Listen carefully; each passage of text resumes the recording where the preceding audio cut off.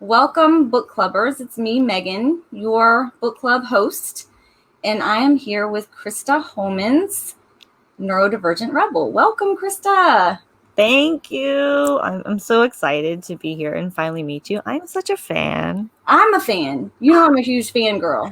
So Christa's blog, NeuroDivergent Rebel, was probably, I would say, the first autistic blog that I ever followed, because we're in like the WordPress family. So it was easier for me to find her and what she was doing. And your blog is amazing. So if you have not checked Christa out yet, it's NeuroDivergent Rebel on Facebook. She also has Neurodivergent Consulting. I'm going to mess it up. Neurodivergent Consulting. And we're going to talk a little bit about that in just a minute, where she is going in and helping out employers and doing all of the work to help make life more accessible to autistic people. So yes, welcome. I'm excited. Yeah. Thanks again for inviting me. This is fun. Hey, Bobby, put her blog in the links if you don't mind. I always put my people to work here. Thanks, Bobby. Yes. Oh, good. There's Lindsay's new book is coming up. We don't mind in here. We just advertise for everybody. So share the love. Did I miss anything about what you're doing? No, I don't think so. I've started to do trainings around autism and neurodiversity, and a lot of the trainings are in businesses with either universities or doing conferences or events before COVID and everything. But now, I've switched to virtual, which actually I think the virtual space has been better for me as an autistic person, right? Because it's a little easier, and I'm enjoying getting on Zoom and presenting with people via Zoom, because it's like I can reach more people and touch more people with less stress, and there's no travel fees involved, because I often would charge less than it would cost to travel to go somewhere, because flights are expensive. You can't go anywhere in our country very easily without hopping on a plane if you're going to another state. And there's less recovery time now that I just go on a Zoom and I don't have to stress about getting somewhere, because travel's hard for a lot of autistic people. And it's been an interesting year where there've been a lot of hard things. But there have also been some things that, now that I'm getting used to it, might not be so bad. So, I mean, that's exciting. Oh, and Christa also has a YouTube as well. Oh, yes. Can't forget that. Mm-hmm. But yeah, all of that can be found on this website. I'm going to show it. NeuroDivergentRebel.com. Yes, there it is. Thank you, Bobby. I appreciate that. So let's talk about Neurodivergent Consulting. So what type of services do you provide? Who do you work with? Tell me what you've got going on with that. Yeah. So I've worked with businesses in the past. A lot of times the first step is going to be education in the work sphere. But also, maybe they have an employee that's neurodivergent and they're struggling in the workplace. And there have been cases where I've been brought in to help coach that employee with a career coaching capacity, but really it's not the employee that needs, well, they do need some maybe coaching and guidance, and you give them that, but it's not just the employee. A lot of times the manager needs coaching on how to be a better communicator with people who communicate differently. Or you will dig into what's going on with the employee, and your goal as a coach is to help them remove for them. And so you become aware of these obstacles, that maybe there is a handbook that isn't written in a way that's accessible to a neurodivergent employee, or maybe the company policies or something in the way things are being done is stacked against them, and we need to fix a company policy. And so in that instance, because I'd love to just jump in and work on company policy, sometimes they won't just bring me in to look at all of that. I'll find one and go, hey, we need to change this policy here. And that's nice to work in businesses, because you're changing things for all of the employees, not just the autistic and neurodivergent employees. And a lot of times the things that benefit us really can benefit everyone too.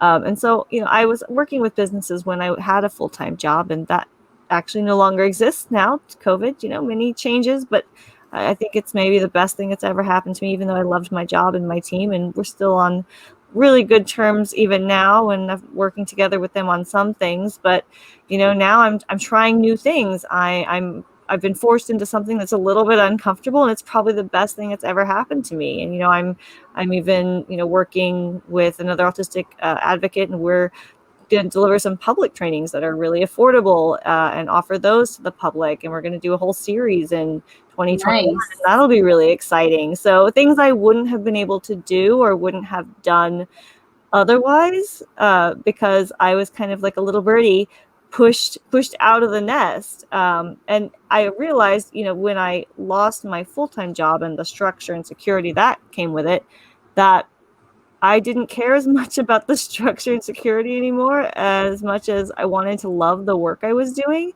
And I loved designing trainings for the workplace. I loved delivering trainings, and I loved trying to make workplaces better places for all employees. And I wanted to keep doing that. And so I've decided, I'm going to still do that. I'm just going to do it on my own and on a much smaller scale. And, it's much more rewarding because I only am doing the things I want to do. And there's just a lot of problems we need to tackle and fix, and it's a big problem. There's a lot of different organizations out there, and most of them aren't set up correctly. I remember when we talked the other day, you were saying it could be as small as the handbook is written with just these walls of text. It could be just as small as that, and that's just not accessible to a lot of readers. Yeah. And it's something that nobody would ever think of. Like it's the handbook. But people read the handbook, and the handbook is there for a reason. So yeah, it could be as small as that, or it could be like, what are some things that maybe you would go in and fix in a workplace that you fixed before? Well, say a big thing that employers need to look at is generally their hiring process and the way they recruit talent. If before COVID, it was harder to get them to be willing to let people work remotely because they're like, how will we know they're working? How will we keep tabs on them? And there was and that points at a bigger problem. Is you need a workplace that has trust and vulnerability based trust, where people can trust each other and be vulnerable and open when they have something they're struggling with in the work, and they have to be able to come forward and share these things. Because work culture, office culture, a lot of workplaces, especially corporate, which is where I had my own burnout and breakdown, there's a culture that champions being able to take abuse, and it's like, how much abuse and suffering can you take without breaking?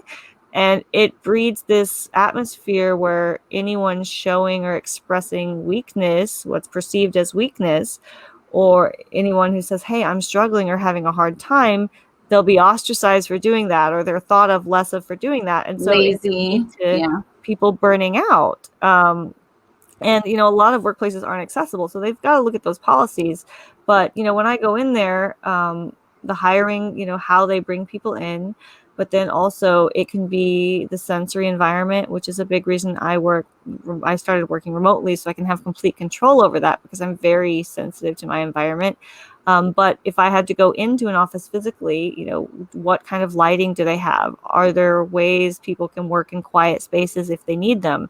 And these things saying, oh, people can wear headphones when they're working, and people can go work somewhere quiet if they feel they need to work somewhere quiet.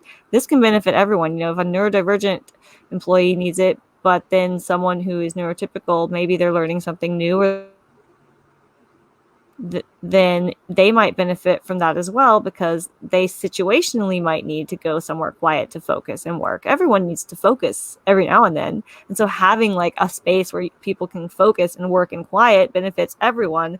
And that's the thing I encountered when I was in the corporate culture, and I came forward with my needs and said, hey, this is what I need to be successful in my job.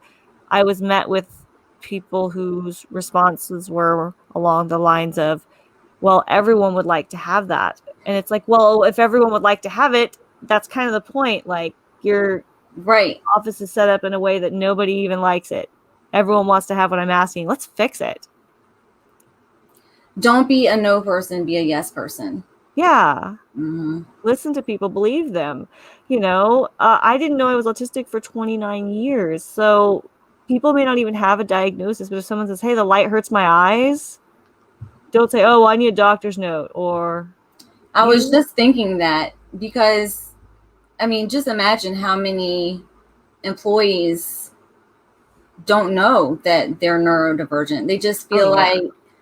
like at the end of the day or during the day, they just have this god awful headache and they're popping, Advil after Advil, and then they're getting sick. I remember I used to get sick every year when school started. I was a teacher and I would get a terrible sinus infection after like the third week, and I'd be out of school for a week in the first, Mm. in the first grading period.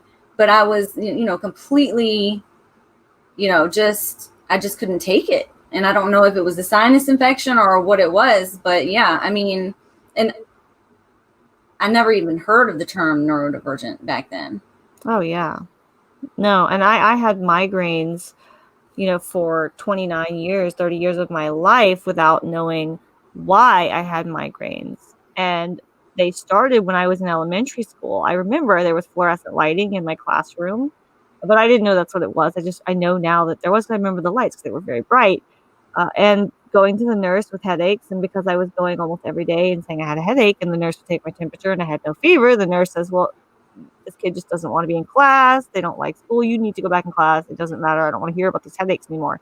And so I just decided I need to shut up and take it. And I went 29, 30 years of my life having headaches anytime I was around fluorescent lighting and not making the connection.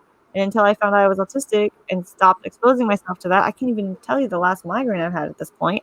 But I was having them almost every day when I had to go sit under those lights. Within like 4 hours, like clockwork, it would be like starting to come on. Within 6 hours, I would be already to the point where I was a really grumpy, angry person because I was just like, that throbbing, Yeah. and I was miserable and I was wasting away. I was sick. I was losing weight. I was tired all the time. I'd go to work and I'd just come home and crash. I had no energy left. I wasn't engaging in the things I loved. I wasn't spending time with my loved ones and the people that matter to me. Hey, I had nothing left to give and I didn't even have energy left to recharge. My self-care fell apart. Everything fell apart.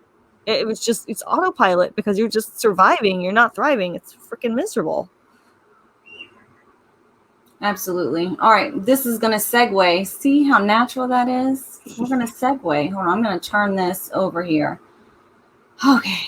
Yes. All of these things. Oh, there's my mom. Hi, Mom. She found us. That's awesome. Okay. So talk to us about autistic burnout. Tell us what it is, like how it presents, all of the things about autistic burnout.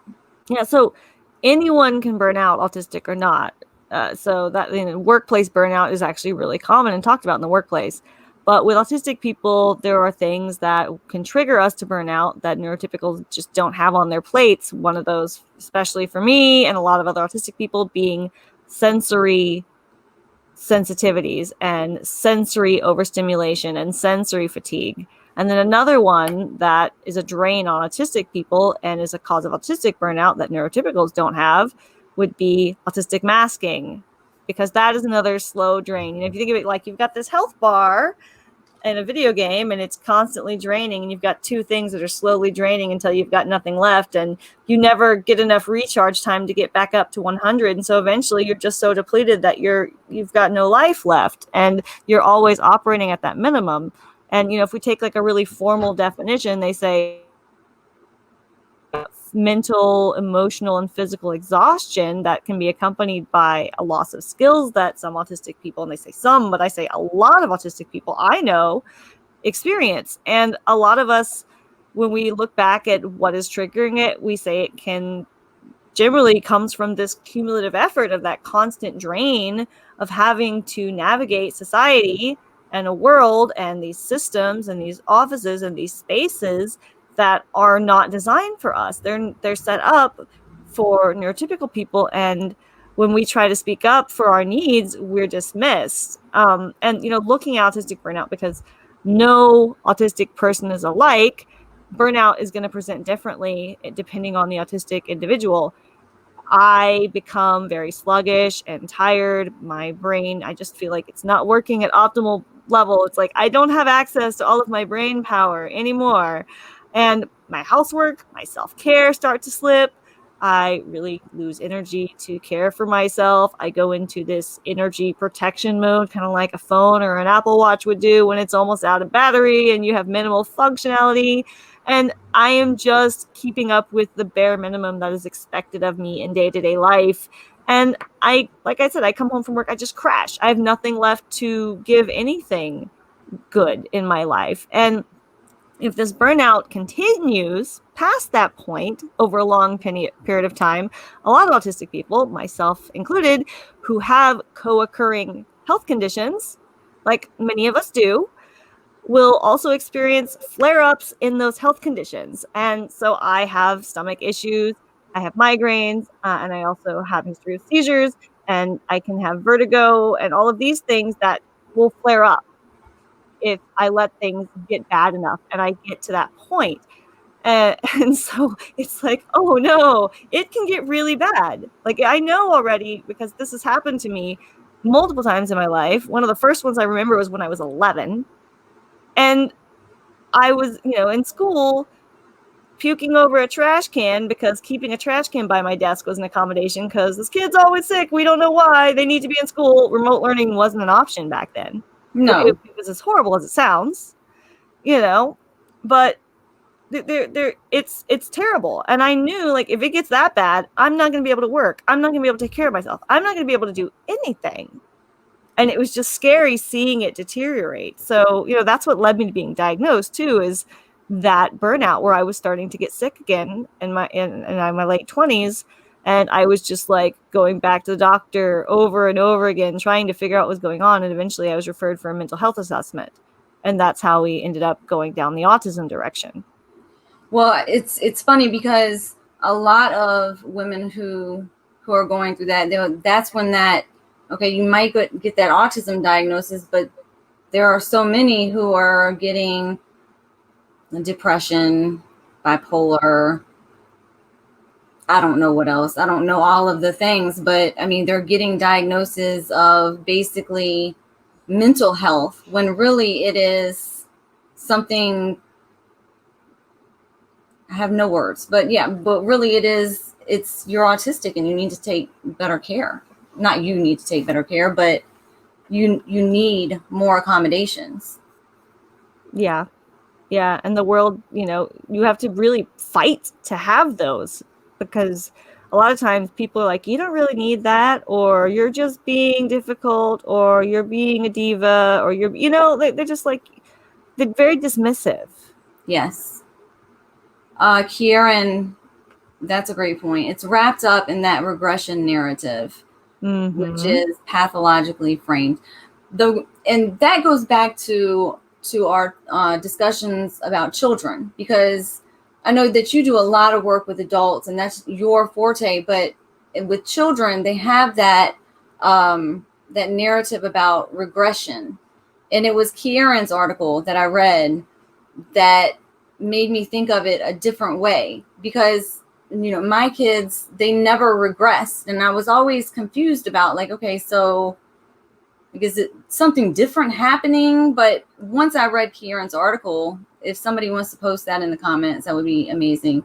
On regression, on autistic burnout, I realized that my babies were already in burnout from the NICU, from the trauma that they were experiencing. So they were already in that burnout mode just from the jump. And like it reframed it in such a way that I really understood it. So like when we have kids that are, stressed, or we have adults who are stressed, or, sensory overload. I love your phrase, sensory fatigue. I wrote that down. I love that. They will lose skills because they're not able to work at that peak capacity anymore because they're fatigued, they're burnt out. I just love that. I don't know. I'm going off on my own little tangent that I can't even. Oh yeah, I recognized it immediately when I saw people talking about regression. I was like, this is not regression. I was like, I've been through this. I was like, but when they talk about regression, they're like ignoring the cause completely. Right. That right. there's a cause, there's a trigger, there's something stressful happening that has that autistic person on the brink. And it's as if, like, as parents, you know, if you see a kid regressing, you want to get in there and fix it, right? Like, I want to fix it. I want to make sure that they're back to peak capacity or whatever. Like, okay, well, they knew how to do this three months ago, so we need to keep doing it.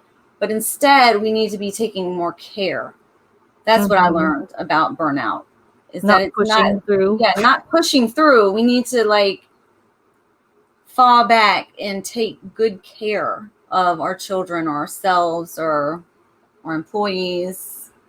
Yeah.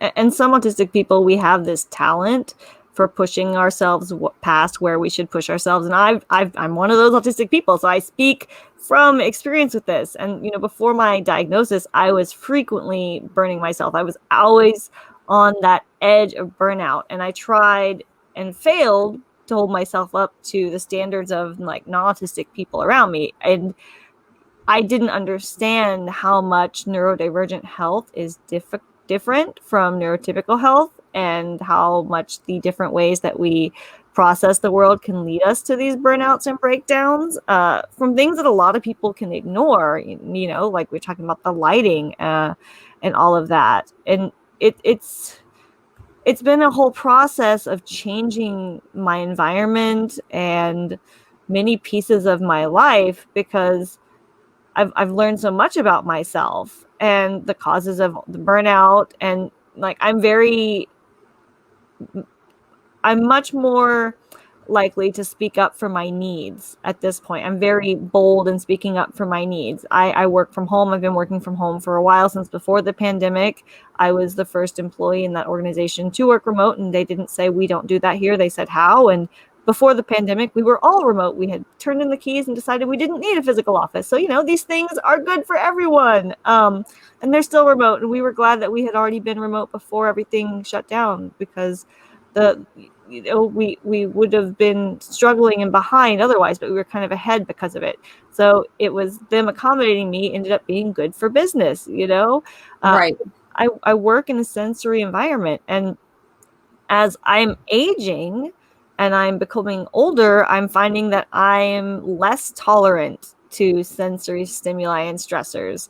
And so I really do have to limit my exposure to environments that trigger overload and anxiety and stress and other things. And, you know, when I was diagnosed and I failed to have my needs met by one employer, I found a new job that would fully accommodate me as an autistic person. And then, since losing that job, and now I'm working for myself, I'm benefiting from working less and managing my own schedule and my workload. I have not worked this little because I've always done a full-time job and NeuroDivergent Rebel on top of it for the last years since I started.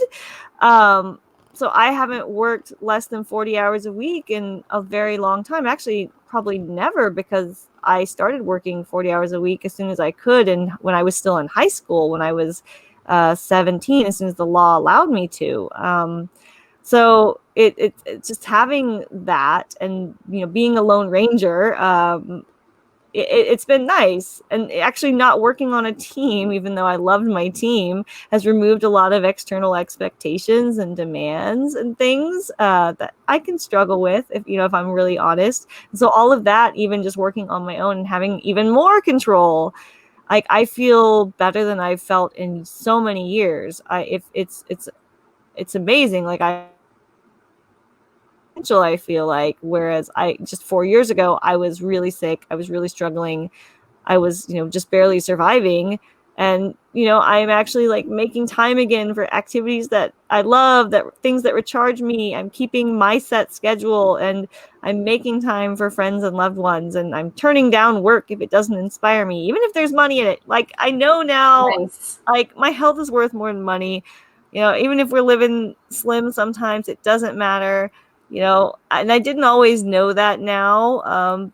But, I do now, because I know if I don't have my health, I know there's definitely, like, I really can't work if I get really sick. So Right. it's been a journey getting to this point. And it's really been a 4-year journey since I was diagnosed last fall. So the blog, I think, turned 4 the end of September and November, around there. Cause I waited, I think, a little bit after I was diagnosed, because I went and Googled things after I finished the first book that was recommended to me. And the Google was gross of what I found when I typed in autism. And I was So bad. It is so bad. because I had been reading Autistic Voices only. And then I went to Google, and I was like, I got to do something, I got to So do bad. something. I was like, And so I think, when the name came to me, I went and jumped on it and got it, and started 4 years ago in the fall. And it's been a roller coaster. Nice. Bobby had a question. How do you differentiate between autistic burnout and a flare-up?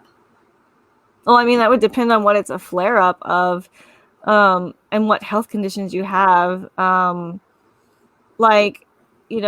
might have one isolated seizure. The last one I had was an isolated seizure because I had a stressful week and didn't get enough sleep, and then had to be somewhere really, really early in the morning, and was anxious about not waking up on time, and was anxious all night. And then I had an isolated seizure, that I hadn't had in a year that morning, and I haven't had another one since. And that's been over a year now again.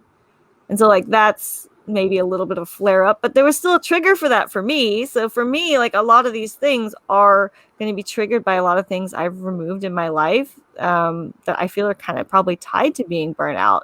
Like with my stomach stuff, those things, like, maybe if I eat something I shouldn't, I can expect a stomach problem. If there's a cause and effect kind of a thing. So I know what those triggers are. But versus when I'm in burnout, it's constant stomach distress and it doesn't go away. Versus, like, I've got a little flare here. Whereas burnout, for me, I've had periods where burnout can last for months and years. It can be an extended, long-term kind of a thing. Yeah. Well, and that's the biggest thing, is see, Bobby says here, is working on the triggers. Trying to find out what is triggering things for you. And, like, burnout comes from having too much stress in your life. And for autistic people, we have to consider sensory stress and other kinds of stressors that other people don't have. We have extra stress because of the neurotypical world. And so we got to remove a lot of that extra stress from our lives to get healthy. And even when you're working on, like, something that is your passion, I mean, sometimes you still even have to say, okay, I need to just take some time for myself and not do this, because especially with the work that you're doing, advocacy work is thankless. I mean, there are great moments in there, but it's like, even when you have a huge win, you're still only moving this much closer to the starting line. You know what I mean? So it's like, yeah, you have a huge win, but you just know there's, like, mountains to go. And I think especially for autistic advocates, you just have to take care of you, even though you really, really, really are passionate about what you're doing. Yeah. And what I've learned about that personally is because I myself am a very all or nothing kind of a person. If we put it in the pathological model, I can be a bit obsessive. And I think that's actually a strength for me. That's a big strength. Perseverating, right. But I am so driven that if I don't give myself some very specific rules about when and where and how off time can occur, like I don't work after this certain hour, or I only work this many hours a week, and I can't work this many long nights in a week, or only every now and then if I really need to, but, like, really making concrete rules and so that I am forcing myself to turn it off. And that I had to learn that because I was, I would go from one job and then have my phone in my hand and be on NeuroDivergent Rebel for the rest of the time, from the time I woke up until the time I went to bed. Yeah. And not only was that not healthy, I neglected my relationships and the people in my life. I neglected my self-care a lot of the times. I neglected other responsibilities and other things.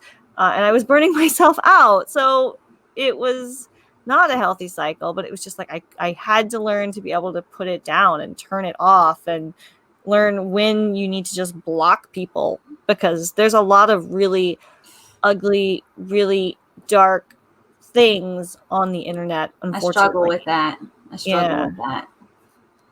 Yeah. And some people really only want to come and they're trying to just get a rise out of you, or maybe they're hurt or they're having a bad day or whatever, but they want to put some hurt on you too. They want you to feel some of that hurt with them, and, they'll lash out and try to hurt you. And, that doesn't excuse it. It's not okay. And so I'm not a punching bag for you, because you've got something else going on. And I didn't know that either for a lot of years, right? I would just take it because, right. That's a whole nother problem. That's a whole nother episode, right? Right. I know, right? But she'll be here all week. Speaking of burnout and overworking yourself, Kieran, didn't you just say that you were about to go? Because you just had a 2-hour thing that you just did. Kieran can't leave us alone. We're friends. Triggers burnout and health conditions across sensory, communication, behavior, movement, all of the things, all of the ways we are marginalized. I'm actually going now. Be safe. It was good to see you put your face pop up in here. Yes, seriously. I know it's almost as if like all of that is connected. Like when you're stressed, especially if you have autoimmune issues. My mom has autoimmune issues, and she has had to really de-stress her entire life just to survive right now. I mean, she worked, I don't even know how many hours a week for her whole entire life. And I mean, now she's really having to not have any stress at all in order to just like to still be with us. So I think it's important, especially younger adults, we need to take care. Stress kills. Yeah, it does. We know that already. We know stress is bad for our health. We know prolonged stress is dangerous for your health and is a killer of people, autistic or not. But nobody's talking about how autistic people have these additional sensory stressors or additional trauma and stressors, like, Kieran is saying, and additional stressors of the environment and masking and all of these other things that non-autistic people and neurotypicals aren't dealing with. And so we've just got more stress. I'm going. Ooh. So a last question about burnout. How can we support our autistic loved ones, our autistic children, our autistic students? How can we support those who are going through burnout? This is a good one, and this is important. So, I'm going to say that because often executive functioning and self-care are some of the first things that go for a lot of autistic people as we start to burn out, you can consider helping with things like chores and cleaning, or cook your loved one something to eat, bring them a drink, bring them something they like. And really, really importantly is don't take it personally when they may have to cancel plans last minute, and encourage them to rest. If they feel like they need rest and they're feeling depleted, don't guilt trip them when they say, hey, I really can't, I need to stay in rest. Because a lot of people, you say that and they're like, oh no, come on out, it'll be fun. It's like, no, I need to take care of myself. I need to rest. But they don't understand being at that point where you need to rest. And, think about what you would want, or what anyone would want, if they were feeling physically and emotionally exhausted. Or if they weren't feeling well, if they were feeling sick and they're not feeling their best, have compassion, love, respect, and, don't be judgmental of someone, because it's kind of hard to exist when you're in burnout. And there's no time limit either. It's like, oh, well, you've been like this for whatever, 2 months, when are you gonna stop being like this? And well, that's not gonna help. Mm-hmm. I Yeah. don't know. I feel, like just giving yourself grace, giving your loved ones grace. Yeah. I mean, that's what it is, grace, and trying to understand, even if you don't really understand, so they're telling you they're struggling, they're telling you something's difficult, they're telling you they're exhausted and they're tired. Okay.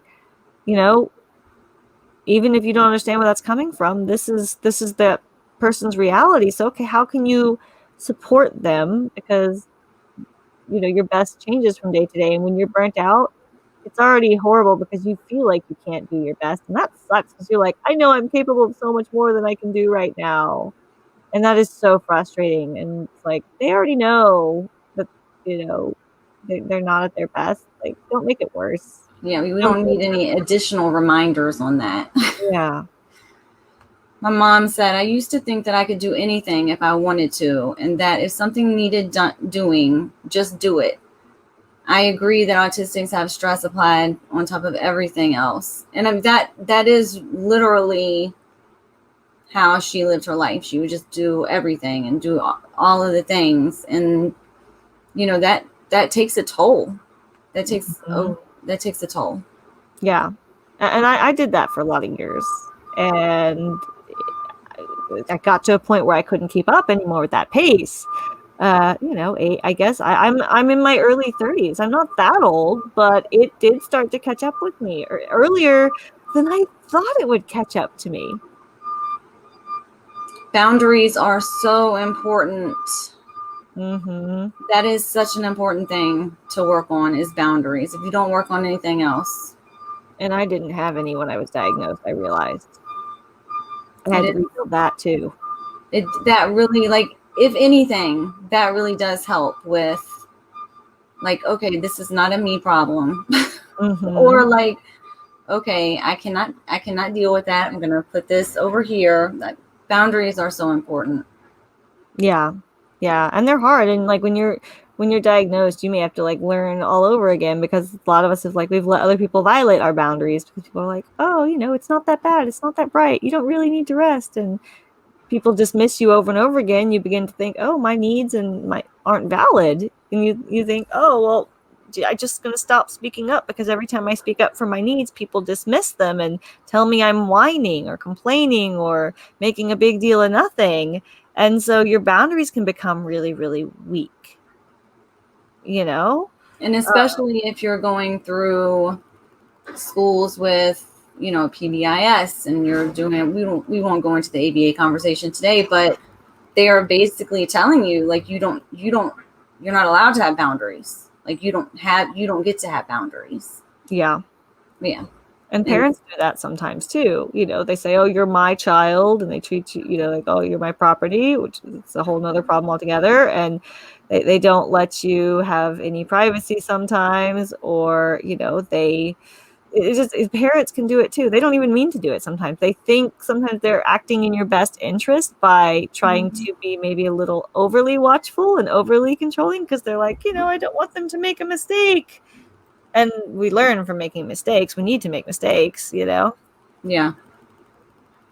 Okay, let's go on to our next topic, Christa. Yeah.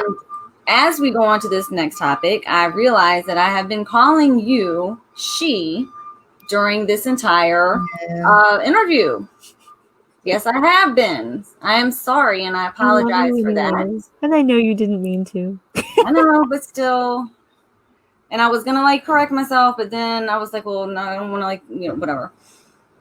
So, Christa, you have recently gone public with your gender. I'm going to just misspeak it, so I'm just not going to say it. So can we talk about supporting our LGBTQIA youth and loved ones? And can you talk about your recent announcement? Yeah. And what pronouns I should be using? They, them. Thank you. And it's funny, is I'm gender fluid. So honestly, my feelings about pronouns actually kind of change sometimes from day to day. But because that, changes. They, them is just always a safe bet because it's neutral and you're not making any assumptions, which is I good for love they, them, because Yeah. I've always used it anyway because it makes more sense. Because you always have to assume you don't know. I don't know. That was just my thought pattern growing up. Them as a pronoun, and I use it whenever I can, but maybe there was a hint there before I knew it was going on. But yeah, I came out on social media this June in Pride Month, and it really wasn't how I wanted to do it. I've been writing a book about my life, and it's an autobiography. And actually, we were talking earlier about even when you're passionate about something, sometimes you need to put it away, right? And know when you need a break. And so I've taken about a year off from the book, and I'm about to start picking it up again. I think I'm ready, but it was just bringing up a lot of memories and trauma and things I had just really not dealt with. It's easy to do. No, we're just going to wall this off and not deal with this, and it was hard and it was very overwhelming for a while, but I was going to put it all in a book because I thought it would be the long version. People would be able to fully understand everything. And, I worry sometimes when you give shorthand, things can get taken out of context. So it's like I had this whole big idea, but, the book's nowhere near done at this point. And I'm still determined to get it out eventually. But in June, with all of the talk about autistic people not being able to understand their own gender and all of the other nonsense about LGBTQIA people that was happening online and the political climate, I just felt like I had to start saying something now. I couldn't wait because the book is like nowhere near being done. I can't wait for that's release. So I officially came out to the world as non-binary, specifically gender fluid, and I'm glad I did it, because I've been on that path to authenticity since I was diagnosed autistic 4 years ago, and taking off that mask, it's another layer to being able to feel more authentic as I go about the world. And so what does that mean to you? I mean, like, how has this experience been for you? Yeah.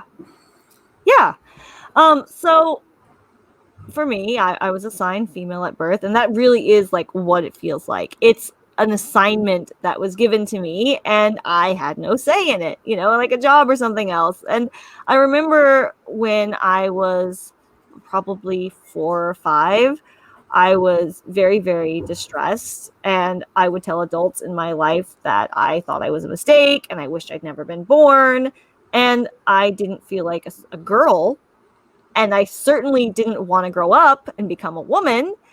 And I always related more with little boys than little girls. I enjoyed activities little boys did. I struggled to be around other girls when I was younger, and when I was around other girls, I was definitely masking a lot heavier, especially when I was younger. And actually, even now, like working in all female spaces is hard for me sometimes because it really makes me highlight how much I don't feel and relate to that.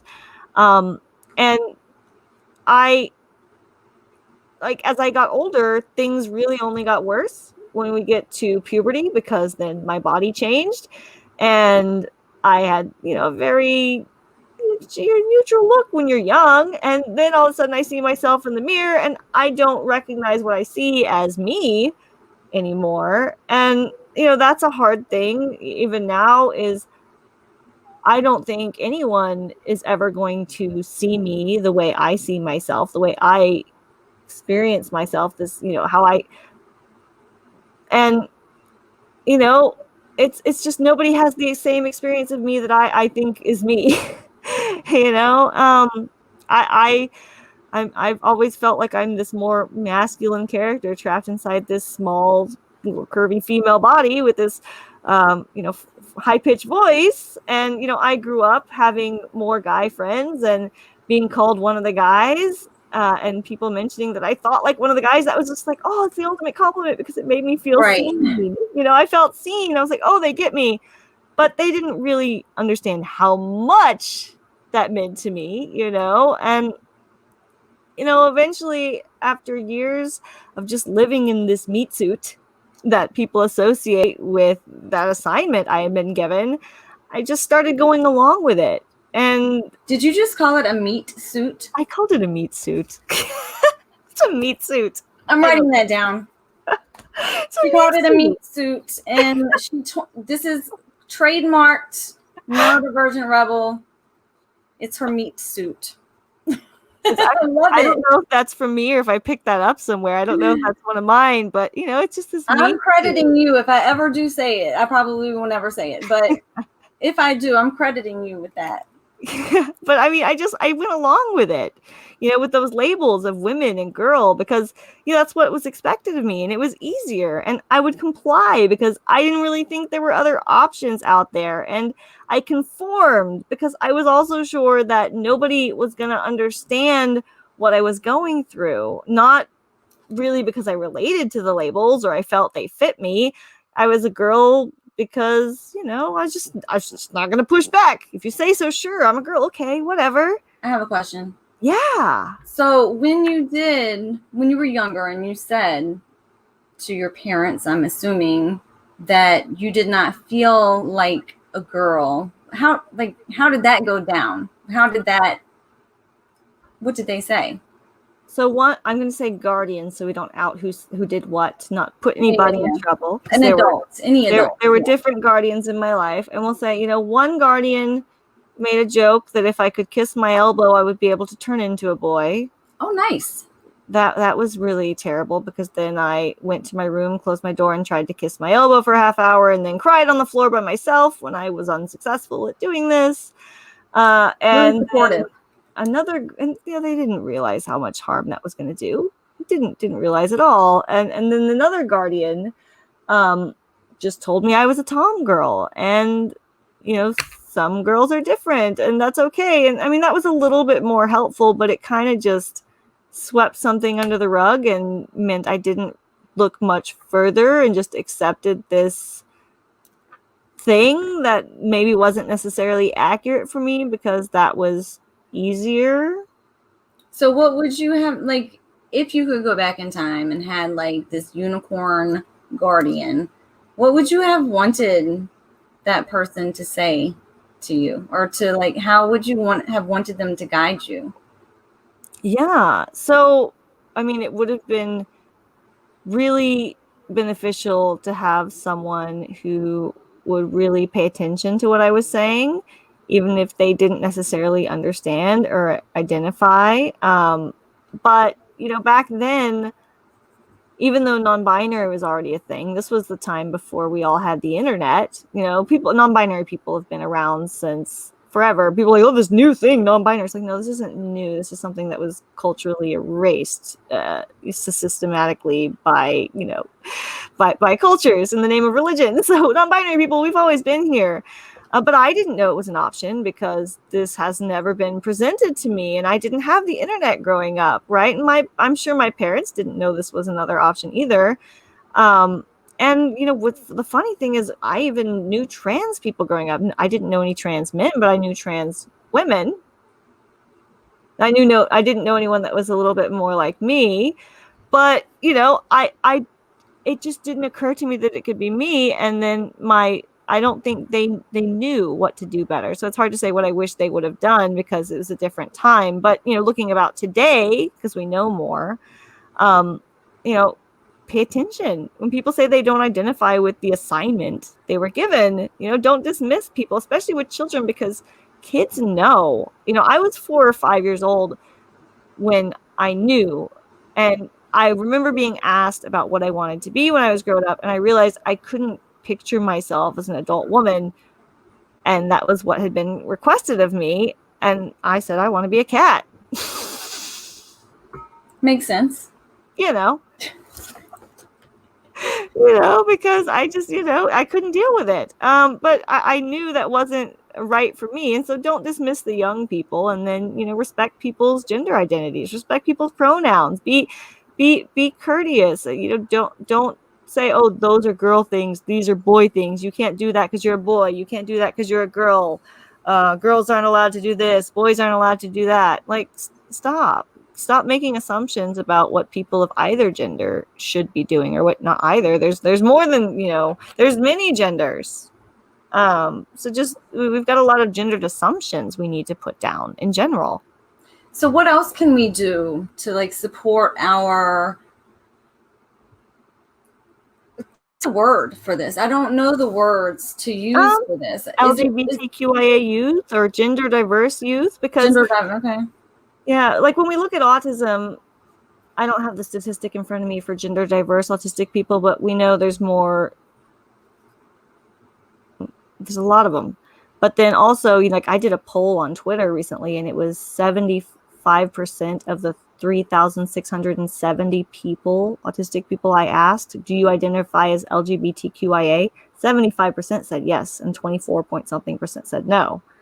So even though Twitter is not scientific, but it is a big pool. That's LGBTQIA, gender, or their sexual orientation. And so, like with autism or being autistic or neurodivergent, this isn't something that's a choice. This is how they operate. This is fundamental. It's not something you can change in the person. We need to respect them for who they are, and not try to force them to be something else, not to tell them who they are is bad or flawed. It's a lot of the same issues we have with autistic youth, where we need parents to accept us and love us and not try to change us and fix us. Yes, even if you don't understand, please just meet me where I am and love me. That's little me talking to adults these days. I love that. Little me. Empower your child, Yeah. One of the first people that I had on to guest blog for me was Seeking Sarah. Okay. And now their blog is called Autistically Alex. Oh, great. So I got to just watch this amazing thing happen for them. And it was just kind of like with you and your Bieber, you just give me Bieber fever when I see you in your backwards hat and stuff. And I'm like, yes. Awesome. Let's do some karaoke. I love the Bieb. You don't want to hear me sing though. The Bieb sings better than me. But I feel like I want to be your cheerleaders, like go for it, do it. Like it's just amazing, and it's humbling because I know how scary. Well, I don't know how scary it is, but I can imagine how scary and vulnerable that is. It's hard some days, but it gets better, and I'm glad I did it. And see, look, you want to go Bieber? Look, now I can really be Bieber. Oh my gosh! Where's the backwards hat, Christa? I don't have it near me. I would totally have grabbed it when you said that if I did. I should have told you to bring it. No, I'm in the quiet space where there are no dogs, so we don't have barking. And my hat's in where the dogs are. But yeah, I think that it has been educational for me to listen to the struggles that, like, even changing your name, like even just those little details that were so like they might not approve your name change because why do they care? I mean, it was just little things that Alex went through that are just roadblocks, like extra roadblocks for you to become yourself. Oh yeah. And there's so many roadblocks. There's different kinds of roadblocks, like for all kinds of different trans people. When you're non-binary, even like you have no options. It's M or F. That's it. Those are the only check boxes for government documents. Your driver's license. It's like, I guess I know what you want me to check. You're gonna make me do this. Okay. Facebook user said, for me, it's the constant boy or girl talk in schools.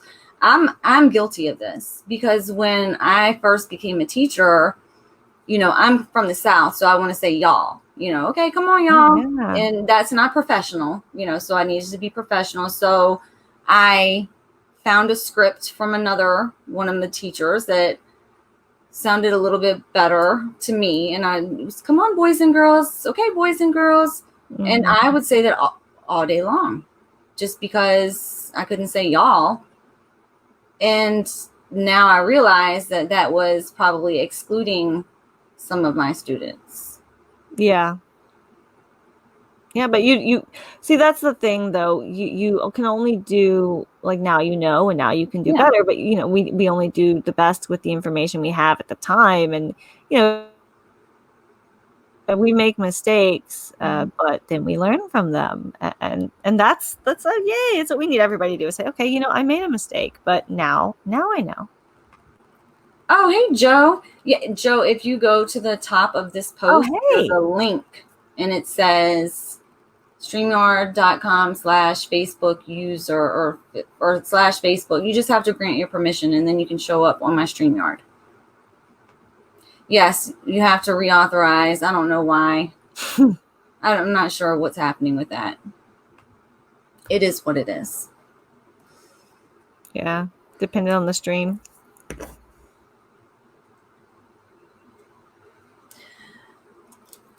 Is there anything else that you can think of for parents or teachers or just loved ones of someone who is gender diverse? Yeah, that we can do? I mean, I'm always thinking, like, I know, like, I always mess up, and I need more information. Like, where can we go to find information to support those people? Well, a lot like when you're learning about autism, it's really good to learn from people who have that experience themselves, and read blogs by people who are gender diverse. Or, what I got addicted to during COVID, or early March, and then by June I was like, crap, I got to start talking, is TikTok. Because there's so much good stuff on TikTok. No, I'm not doing that. No, there's all the gay people are on TikTok. I cannot even. I will be there forever. It's dangerous. It's addicting. I had a Vine addiction when Vine was a thing. It's very similar. So it's like I can stumble through like the gender fluid tags and transgender tags and just watch videos of people talking about their experience, and I'm just like, oh my gosh. Like, I always knew growing up, I was like, I relate more to guys than girls when we talk about our experiences. But then I found trans guys, and I go, oh, I relate to trans guys more than I relate to anybody else. Wow. Okay. But they were on TikTok. I'm finding them on Instagram now too. There's a lot of stuff on Instagram, but it's similar to finding autistic people. You have to like stumble through and find them, the voices, because they're not always easy to find. Okay. Well, if I do get TikTok, I will only search for those hashtags. And I have to put that boundary up there, because I will be up there all day. There's and I'll start making videos, and that's not a good idea. There's a lot of good autistic and neurodivergent people on TikTok too, though. I know. I avoided TikTok for so many years. I didn't get into it until like this March when COVID, but all my flights got grounded, and then I got sucked in. I try to stay out of it though. Like, unless I have some like time I need to kill, because it is a time suck. I haven't had a lot of time. I haven't done it much since I lost my job, because I've actually been, more busy. Busy in a way.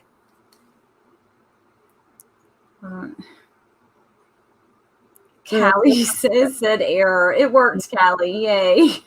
Story of my life. Hi, Callie. Yeah, no, I can't do. I did. My twins, they want to be TikTok stars, so I did start them a TikTok account. It's completely private; nobody can see it. But I started one for one of my boys. He likes to exercise. Oh, cool! And he calls it playing strong. He doesn't call it exercise. He said, "I want to play strong." Oh, that's great. So that named his channel Playing Strong. So he does exercise videos up there. He lifts weights and stuff. He's like as big as a French fry. Let's see. Well, he can learn to use TikTok in a safe, private setting. And Yes. when he's older, he'll already know how to use it. He'll be ahead of the game. Ooh. Oh, that looks like a good one. Say what? Sounds like you should ask a transgender person, but okay. That sounds good. Writing that down. Yeah, like, take a note. Take a note. I write down all of the things. Mm-hmm. So is non-binary is under the trans umbrella, is that right? It is. So you're either cisgender or transgender, and cisgender means same, cis. You agree with the gender that you're assigned at birth. And because people aren't typically assigned non-binary at birth, then they're not going to identify with the gender they're assigned at birth a lot of times if they are non-binary. And there may be, but I did a poll on this, and I'd say recently, I think it was like 70 or 80% of non-binary people say, yes, I do consider myself trans, but some of them don't. And so I'd love to know a little bit more about those that don't consider themselves trans, because just based on the very literal definitions and my interpretation of this, if you don't identify with the gender you're... So what do you... How can you be non-binary? But, I'm not going to question them if that's their experience. I'm just like... Sounds like that's a question we can write in this group. Yeah, it's like, I'd love to know more, because I identify as trans because I don't identify as my assignment.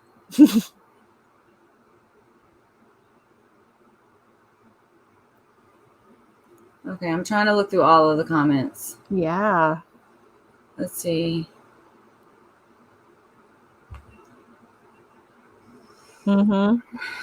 See?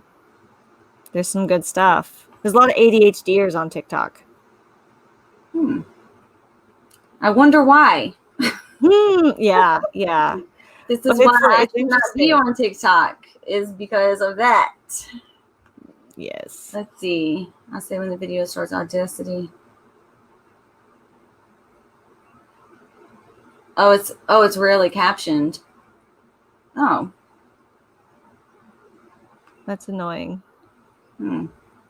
Yeah, Facebook is like glitchy. I have like a rep from Facebook. They reached out to me this year, and I said, I'm not doing live videos until you figure out how to make sure my auto captioning works. And it does now. Yeah, it does work. Oh, go. You did that. It wasn't working. At least it wasn't working reliably on mine. So I don't know. Yeah, they keep changing the lives, and so that's, I don't know. So that's why I just use this, because I know this will caption on live. And I know Zoom does not, unless you do a third party something or other. So yeah. Unstreamed. Okay. Oh, that's good that they are coming through. Okay. Yeah. Okay, so I have, if anybody else has another question, we're going to be wrapping up soon, so get your questions in while we're still here. But so my final question, you did read my email, right? Yes. Okay. So just making sure. I don't want to like put something on you that's like, what?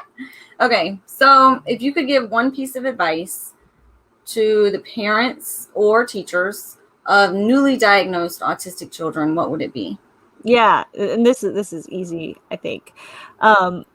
Empower your child. Do not focus all of your attention or most of your attention on what it is they can't do, or don't get lost in this, they'll never know. You don't know what their child will or will not do in the future as adults. So right now, help them find confidence and joy in the things they're good at. And focus there, because that's where you're going to build the kid up, instead of if you focus all on their weaknesses, you're going to be tearing them down. You want to build that child up to a healthy, confident, autistic adult. Mic drop. Dang. Ooh. I don't want to drop it though. No, don't do that. It's expensive. Damn. I don't even have a follow-up question for that. You said only one thing. I was like, that's amazing. Concise. One thing. But it is. It's my favorite time too. I love hearing all of the different. Right? I don't even have a follow-up question. I mean, how can you even like follow up on something that is so complete? Oh, thanks. It's been fun. I'm glad we got to come chat and do this. It's always cool to collaborate with people that are on the same mission. We're all on the same mission. We need to lift each other up, you know? There's more than enough work for us to go around.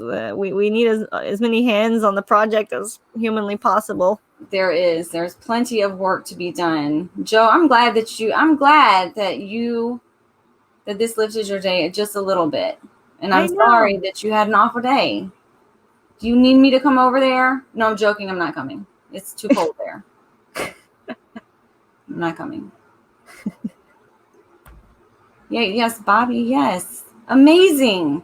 We're going to have you on again and again and again because yeah, you're awesome. Well, thanks. I'm having a good time. I'm enjoying it. I love it. You invite me to come up here and ramble and dump about my favorite topics. Right. It's like an autistic dream. It's the book club. This is what we do in the book club is we just like go down all of the rabbit holes. Come on. And it's acceptable to do so. Yeah. You have permission. Yes. Yeah. Exactly. I get to be the boss and say, well, we can do whatever we want to do. Joe says, come over and freeze. I'm not doing that. I'm not. Come down here to the south where it's warmer.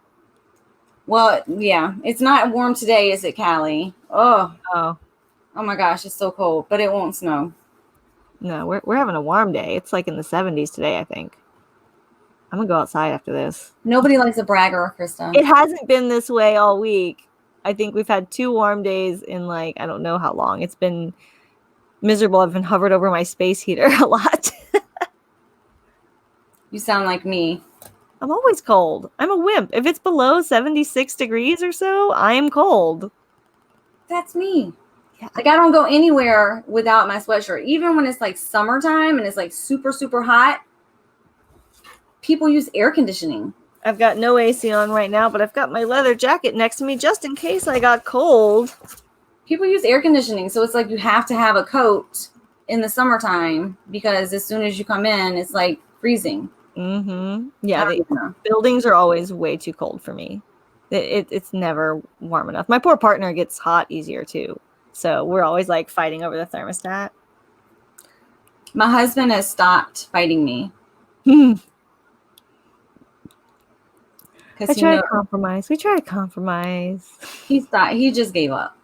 It's never gonna happen. Like I'm cold. Competing sensory profiles. Yeah. Oh, okay. Well, thank you for coming on. Yeah. And I cannot wait for your book to be ready. And I cannot wait to help you advertise for it and all of those things. Oh, maybe we can do like a reading in the book club or something. Absolutely. Absolutely. What I was doing on Patreon when I was writing it last year is I would like read from the chapters on like my Patreon story and then it would like disappear after 24 hours. And so I was doing like sneak peeks on Patreon, like doing readings. Like that would be fun. Like maybe tell me your Patreon. Tell us your Patreon. It's just patreon.com/NeuroDivergent Rebel. And I've got it set up to where you can pay whatever you want. And I think it's as cheap as like $10 a year. It's super cheap, you know, but you could put more if you're able, but everyone gets the same benefits regardless of subscription level, because I know so many of us, like things are tight, money's tight. So I didn't want cost to, you know, be a problem for people. So I have it as cheap as I think Patreon will like let me make it. And so if there are any billionaires watching, oh yeah, that would be sponsor great. Just one billionaire. Yep. He is available for. They are available for sponsorship. Yes, I'm here, and if you subscribe on Patreon, you get early access to all of my videos. I've got some really cool stuff that won't be coming out. You know, I've got videos now shot all the way through early to mid-January, and they're all available now if you subscribe on Patreon or Facebook subscribers too. They also have access to those. I did set up a Patreon and have never done anything. I never did anything with it. I just set it up, and then that was it. Because I didn't want anybody stealing my like Your name. my name. I didn't want anybody stealing that, so I just set it up, and then set it and forget it. That's what I did. Yes. Oh, thank you. Thank you, Angelina. Yes. Yes. Okay. That's me. And so Chris's all like her YouTube is in the chat. Their I know you didn't do it on purpose. Get a taboo buzzer. Huh? Anytime that I do that, you can buzz. I was just on a podcast, and the poor guy, it was a business podcast, and he's an old guy, and he misgendered me the entire time, and I'm like, I don't even have the energy to deal with this right now, and I don't want to talk about this. I want to talk about business. So I was like, you did a million times better. It was fun. I had a good time, but it's like, ouch, ouch, ouch. But it's like, there's not ill. People just don't know.